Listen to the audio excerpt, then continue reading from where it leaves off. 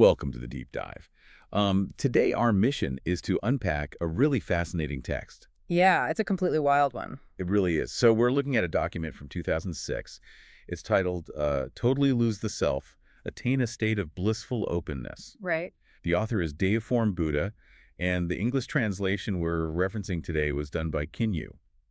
And we're setting out to explore this really profound, honestly kind of radical spiritual proposition. Radical is the right word for it, yeah. Because it's basically pitching this idea that the ultimate shortcut to happiness, like true, unshakable happiness, requires completely obliterating yourself, like your ego. Which is, it's a completely counterintuitive proposition for anyone raised in a modern society. Oh, absolutely. Because we're constantly told to, build our personal brand, right? Find your unique voice, protect your identity at all costs. Right, stand out from the crowd. Exactly. And this text is just saying the exact opposite. So to give you, and I mean you listening right now, a sense of what this text is actually asking of us, I want you to imagine for a second that you've been walking around your entire life wearing this incredibly heavy, just suffocating virtual reality headset. Okay, I like this analogy. Right. But the catch is you don't even know you have it on. It's just been there since day one. Yeah.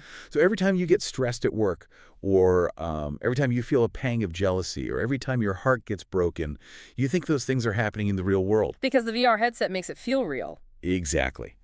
But this text is proposing a method to basically reach up, unbuckle the straps, take the headset off, and finally see reality clearly, without the filter of you getting in the way. Without the illusion. Right. And I want to be really clear right out of the gate here. We are not talking about some mild, 10 minutes a day mindfulness meditation on an app. No, not at all. Mild meditation generally aims to just soothe the ego, like maybe quiet it down so you can focus better on your spreadsheets or whatever. Right. Be a slightly calmer employee. Yeah, exactly. But this text advocates for the absolute and permanent erasure of the ego. Erased. Just gone. Gone. It suggests that shedding your identity entirely is literally the only way to turn everything from the daily friction of a traffic jam to the literal fear of mortality into absolute bliss. Which sounds amazing, but also terrifying. Oh, totally terrifying for the ego. So before we dig into the actual mechanics of how to pull this off, how to take the headset off, we need to look at where this insight actually came from. Because the text notes that the titular phrase, totally lose the self, attain a state of blissful openness, that was a spontaneous realization. Right. Experienced by Chanyuan celestial Yuanye. And what caught my attention, what I really wanted to ask you about, is the location. Yeah, the location is fascinating. Because this didn't happen in some silent, isolated cave in the mountains. It happened during a visit to Niagara Falls. Yeah. In Canada. Right, Niagara Falls. And the geography there is actually a crucial piece of the puzzle. It's not just a random vacation story. Really? How so? Well, think about Niagara Falls. It is a place of overwhelming sensory input. You have over 700,000 gallons of water rushing over a cliff every single second. It's massive, just incredibly loud. The sheer roar of it, the vibration you literally feel in your chest, the blinding mist, it creates this environment that basically forces the internal monologue to just shut up. Oh, wow. I never thought about it like that. Yeah, because the ego, which is essentially just a constant loop of self-referential thoughts, me, it gets temporarily paralyzed by the sheer scale and power of nature. So the volume of the physical world just drowns out the volume of the ego. Exactly. In that moment of complete sensory overload, the barrier between the internal observer and the external world collapses. And that is, biologically and psychologically, the mechanism behind this kind of spontaneous epiphany. That makes perfect sense. I mean, it's almost like a forced hard reset for your brain. Yeah, nature forces you to drop the headset for a second. But the author, Deiform Buddha, he doesn't just leave this as a cool story about a waterfall, right? Yeah. No, he built a whole case around it. Yeah, the text goes to great lengths to demonstrate that this isn't just an isolated incident. It connects this spontaneous realization to this massive cross-cultural convergence, basically pointing out that humanity's oldest philosophies have been circling this exact same drain for millennia. Right. The text highlights Buddha Shakyamuni advocating for the abandonment of the self. And then it brings in Jesus Christ imploring his followers to relinquish themselves. And then it gets into Laozi and Taoist principles. Yes, specifically championing concepts like indifference, non-action, and holding on to the one. Okay, let's pause on that terminology for a second, because if we are going to understand how to lose the self, we really need to decode some of this translated language. Definitely. Translations can be tricky. Right, so the text mentions holding on to the one. Now, in a Western context, if someone says the one, it sounds like, finding your soulmate. Or a chosen savior. Neo from the Matrix. Exactly. But in Taoism, I'm assuming it means something entirely different. Like, does it refer to the universe as a single entity? Essentially, yes. Think of the one as the foundational, undifferentiated energy of reality, before human minds start chopping it up into categories and labels. Like good and bad, me and you. Exactly. In Taoist monism, everything is just one continuous fabric. Yourself, your ego, that's essentially just a tight knot in that fabric. I like that visual, a knot in the fabric. Right. So when the text says to hold on to the one, it means learning how to untie the knot of your personal identity so that you can blend back into the smooth continuity of the entire fabric. You just stop seeing yourself as a separate, isolated object. Exactly. You stop acting like you're against a hostile universe because you are the universe. Okay, that reframing actually really helps make sense of the next term the text attributes to Laozi, which is translated here as stuffy. Ah, yes, stuff. Because when I first read stuffy, I pictured like a room with the windows painted shut. Right, a basement in the summer. Yeah. It sounds incredibly claustrophobic and uncomfortable. But if the one is this seamless fabric we just talked about, Yeah. does stuffy imply being perfectly sealed off from the chaos? You are hitting the nail right on the head. We have to look past the colloquial English connotation of suffocation. Okay. In this specific philosophical context, stuffy means being hermetically sealed or impervious, Impervious to what? everything external.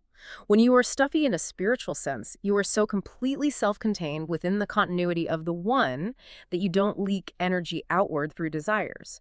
And crucially, external chaos cannot seep inward to disturb you.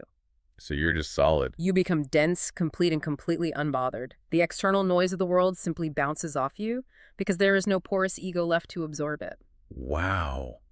Okay, so if the ego is just a knot in the fabric and untying it makes us impervious to chaos, we need to look at what that knot is actually doing to us on like a random Tuesday morning. Right, practically speaking. Because the text is brutal in its assessment of the ego. It literally calls the self an impediment. It describes it as a devil that obstructs the journey to heaven and ultimate bliss. A devil. It's strong language. Very strong. Yeah. And it points to everyday suffering to prove it. Like the inexplicable jealousy and unease we feel when someone else has more wealth, or higher status, or fame, or they're better looking or more talented. Well, the mechanism the text identifies here is comparison. Right. The ego cannot exist in a vacuum. It literally only knows how to define itself by measuring against other egos. Which is fascinating from a psychological standpoint. Like, imagine your neighbor buys a brand new luxury car. Right. And even though your own house, your bank account, your family, literally nothing in your life has changed by a single molecule. Nothing is different. But your brain's reward system suddenly plummets. You feel diminished. The self basically creates suffering out of thin air simply because the measuring stick shifted. Exactly. And the text's cure for this is highly specific. It doesn't say, oh, just learn to be happy for your neighbor. Right. It doesn't say practice gratitude. No. It instructs you to transform the self into nothingness in your consciousness. Just dissolve it. If you dissolve the measuring stick entirely, like if there is no you to feel diminished, that feeling of inexplicable jealousy just vanishes completely. It's just gone. And the text actually takes this a step further into how we view our own life trajectories. Like when we face frustration because our ideals are hard to realize, the instruction is to step back to a point where we cannot find ourselves. Right. We're supposed to retreat until our struggles become laughable. But, and I have to play devil's advocate for the listener here, isn't having goals and wanting to improve ourselves what drives human progress? It is the driving force, yeah. Like putting a rover on Mars, curing diseases, building civilizations. That's entirely driven by people having goals, facing frustration, and pushing through it. If we retreat until our ambitions seem laughable, aren't we just throwing away the engine of human advancement? That is the fundamental tension here between Western progress narratives and Eastern non-dual philosophy. Okay, unpack that for me. Well, the text isn't arguing that putting a rover on Mars is inherently bad. It is forcing you to calculate the internal psychological cost of that ambition. The toll it takes on the individual. Exactly. The modern world tells us that the anxiety, the burnout, the ulcers, they're all worth it because the end goal brings happiness. We just have to grind until we make it. But the text counters that this is a mathematical fallacy. The temporary dopamine hit of achieving a goal will never, ever outweigh the chronic suffering required to get there. Wow. So the math just doesn't work out. It doesn't. By stepping back and viewing the ambition as a game you don't actually need to play, you access a baseline serenity that ambition promises but can never actually deliver. Okay, so we let go of our own internal metric of success. I can wrap my head around that. But things get infinitely more complicated when our not rubs against someone else's not. Oh, absolutely. Social interaction is the real test. Right, because the deep dive shifts here from solo ambition into social friction. When we are misunderstood or mocked or directly insulted, our blood pressure spikes. It's automatic. But the text says abandoning the self neutralizes this. Because an insult is basically a projectile, and a projectile requires a solid surface to strike. Okay. If someone throws a stone at a concrete wall, there is a loud crash. Damage is done. But if they throw a stone into an empty canyon, it just falls silently. It just drops. Right. If you have actively dissolved the self, the mockery simply passes through the empty space where your ego used to be. I understand the canyon metaphor for like a minor insult from a stranger on the internet. Sure. But the text applies this same logic to literally the most devastating emotional experiences a human being can face. It doesn't hold back. No, it really doesn't. It brings up romantic betrayal and explicitly states that if your spouse becomes emotionally attached to someone else, abandoning the self and adopting a heavenly perspective can lead to understanding and even amusement. Amusement, yeah. Which, okay, here's where it gets really interesting. Feeling amused by a partner's emotional infidelity. That feels like a massive biological contradiction. It goes against everything we feel. Right. Evolution hardwired us for pair bonding. When betrayal happens, the brain processes it similarly to physical pain. How does one possibly use a heavenly perspective to bypass millions of years of evolutionary biology and find heartbreak amusing? Well, the biological response, the drop in oxytocin, the spike in cortisol, the literal physical ache in your chest, that will absolutely still happen. Okay, so you still feel it. The text is not claiming you can turn off your nervous system. You're still human. What the heavenly perspective changes is the narrative you attach to that physical sensation. The story we tell ourselves about the pain. Yes, the ego takes the biological pain and spins it into a story. I am worthless. I was betrayed. How could they do this to me? Right. The heavenly perspective asks you to practice a radical zooming out. Almost like viewing your own life from a satellite. Literally. You shift your awareness from the character suffering the heartbreak to the silent observer watching the character. Just watching it happen. From a cosmic distance, you observe two biological organisms whose complex emotional needs simply diverged. You recognize that the pain is just a passing neurological weather pattern. A weather pattern. I like that. And the amusement the text mentions. It doesn't mean laughing out loud at the tragedy. It's more like the gentle, recognizing smile of someone who realizes they were taking a temporary biological play far too seriously. You separate the raw sensation from the story of victimization. That separation of sensation from the story makes this concept much more accessible. It's not about being a robot. It's about not being the victim of the story. Exactly. But the text doesn't stop at romantic partners. It scales this detachment up to our heaviest, most ingrained responsibilities, like the macro-level burdens we carry. The really big stuff. Yeah. It addresses the primal worry we carry for the safety and future of our children, or the health of our aging parents. The text promises that considering yourself non-existent brings instant relief from this worry. The mechanism at play here is the surrender of the illusion of control. Illusion of control. Yeah. Worry is essentially the ego's futile attempt to manage an unpredictable universe.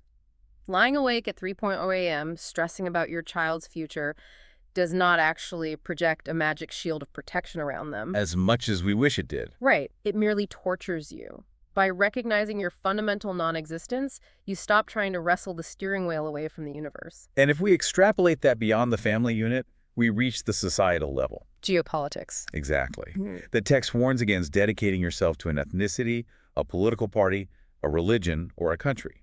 It basically states that feeling personally responsible for the rise and fall of the world is absurd. Completely absurd. And from the state of blissful openness, national politics are revealed to be akin to childish games. Just kids in a sandbox. But again, I struggle with the practical application of this. Like, if I view my country's political struggles as a sandbox game, I stop voting. I stop protesting injustice. Doesn't completely abandoning the self make me a passive, potentially dangerous citizen who just lets authoritarianism run unchecked? That is definitely the most common critique of non-attachment It philosophies. feels like a valid concern. It is. But the text would counter that most human atrocities are born precisely from egos that are deeply attached to their ethnic or political sandboxes. Oh, that's a good point. When you identify fiercely with a nation or a party, you act out of tribalism, fear, and a desperate desire to dominate the other. Because your ego is tied to your tribe winning. Exactly. By stepping out of the sandbox and viewing the self as non-existent, you aren't forced into inaction. Rather, any action you do take is born from a place of ultimate clarity and universal compassion. Instead of a triggered defensive posture. Right.